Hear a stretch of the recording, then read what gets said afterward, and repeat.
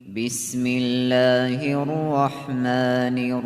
الرحيم إذ قال ربك للملائكة إني خالق بشرا من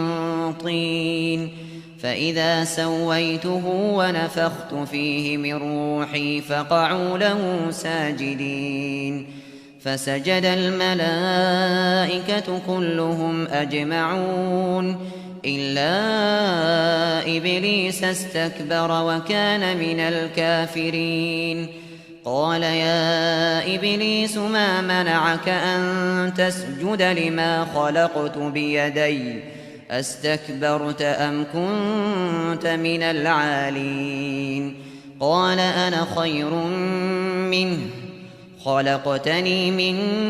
نار وخلقته من طين قال فاخرج منها فإنك رجيم وإن عليك لعنتي إلى يوم الدين قال رب فأنظرني